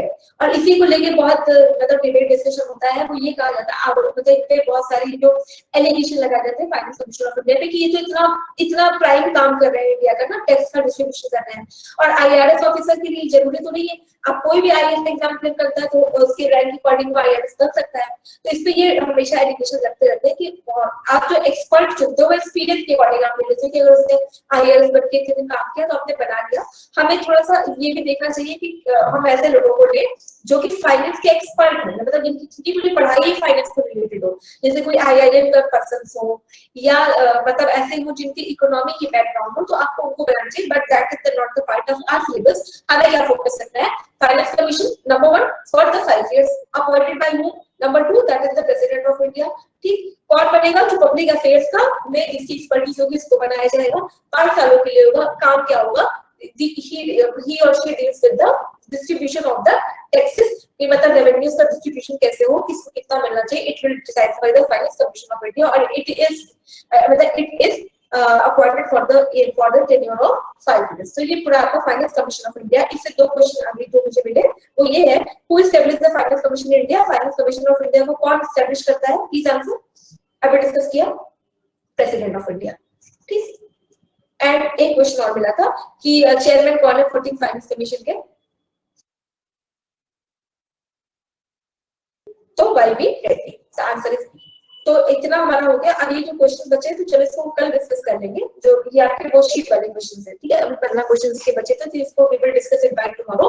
अब आपका अभी हमें पढ़ना है इलेक्शन कमीशन। ठीक है, इलेक्शन कमीशन थोड़ा सा पढ़ेंगे। इलेक्शन कमीशन के बाद हमें थोड़ा सा पढ़ना है यूपीएससी के बारे में। यूपीएससी और SPSC state public service commission की कौन कौन से आर्टिकल में दिया हुआ है। इसके बाद ये दोनों बॉडी पढ़ने के बाद हमको पढ़ना है थोड़ा सा नीति आयोग। जब नीति आयोग पढ़ेंगे तो क्योंकि नीति आयोग अभी रिसेंट में बना, तो थोड़ा सा नीति आयोग के बारे में जान लेते हैं। आफ्टरवर्ड्स पंचायत। ठीक है, जम्मू कश्मीर थोड़ा अलग से इसको पढ़ना पड़ेगा, तो जम्मू कश्मीर में तेलंगाना और जितने नए स्टेट बने उनको देख लेंगे। और इसके बाद लास्ट में कुछ इंपॉर्टेंट आर्टिकल्स, ठीक है, अमेंडमेंट्स और केसेस। और एक चीज तो भूल गया, शेड्यूल। शेड्यूल अभी हमने नहीं किया है, तो शेड्यूल और इंपॉर्टेंट कुछ केसेस। तो आर्टिकल, अमेंडमेंट्स, केसेस, ये तो आपका एक ही दिन में हो जाएगा। कुछ इंपॉर्टेंट आर्टिकल, कुछ इंपॉर्टेंट केसेस और कुछ इंपॉर्टेंट आपके अमेंडमेंट्स, आर्टिकल्स, केसेस वो एक साथ हो जाएंगे। बाकी आपका कल हो जाएगा election commission, UPSC, state public service commission, NITI Aayog, ये सारा कुछ हम कल देखेंगे। So if there any doubt तो आप इसको कल क्लियर कर लीजिएगा। पहले ये क्वेश्चन करेंगे, उसके बाद फिर ये देखेंगे। ठीक है, so that's all for today. Just a minute, last point में आप ये कह रहे थे कि जो प्रेसिडेंट अपॉइंट करते हैं मेंबर्स, पहली बात तो ये कि सिर्फ चेयरमैन को प्रेसिडेंट अपॉइंट करता है या फिर सारे 5 मेंबर्स को ही प्रेसिडेंट अपॉइंट करता है? नहीं, 5 जो चेयरमैन है उसको मतलब ये पूरे फाइनेंस कमीशन को अपॉइंट करते हैं, चेयरमैन की बात ही नहीं। Finance commission is appointed by the president of India. ठीक है, ओके। एंड लास्ट पॉइंट में आप ये कह रहे थे कि जनरली आईएएस, आईआरएस इन सबको बना दिया जाता है, जो आईएम वगैरह इकोनॉमी को डील कर रहे हैं, इकोनॉमिक से रिलेटेड जो एकेडमिक फील्ड के लोग होते हैं उनको चुना नहीं जाता है। So that is what people generally debate about. हाँ, एक्चुअली उसी को लेकर डिबेट चल रही है। जो लॉकडाउन हुआ किस इमरजेंसी में आएगा, अभी तो इसको लेके इमरजेंसी नहीं डिक्लेयर की गई है ना। अगर इमरजेंसी डिक्लेयर करती तो उसका नाम ही लॉकडाउन ना होता, वो इमरजेंसी आ जाती कि इमरजेंसी आई है ना। इमरजेंसी डिक्लेयर कर देते हैं, फाइनेंशियल या नेशनल इमरजेंसी डिक्लेयर करते थे, लेकिन इसका नाम ही लॉकडाउन है। तो यहाँ पे ऐसा कुछ भी यहाँ पर रोक नहीं लगाई गई थी कि जो नेशनल इमरजेंसी में लगती है, क्योंकि नेशनल इमरजेंसी के प्रोविजंस पहले से ही डिफाइंड है। ठीक है। जैसे स्टेट इमरजेंसी कब लगती है, जब कॉन्स्टिट्यूशन फेलियर हुआ था आपका, नहीं। नेशनल इमरजेंसी कब लगती है, जब किसी वॉर और एग्रेशन, किसी का वॉर हो गया था हमारे साथ, नहीं। फाइनेंस इमरजेंसी कब होती है, जब इतना पैसा ना हो कि इंडिया का जो खर्च है वो चलाया जा सकता है, तो फाइनेंस इमरजेंसी लगती है। ये तीनों कंडीशन है, तो obviously this is not the part of the emergency, इसीलिए लॉकडाउन है। चेल्सी क्लियर हुआ?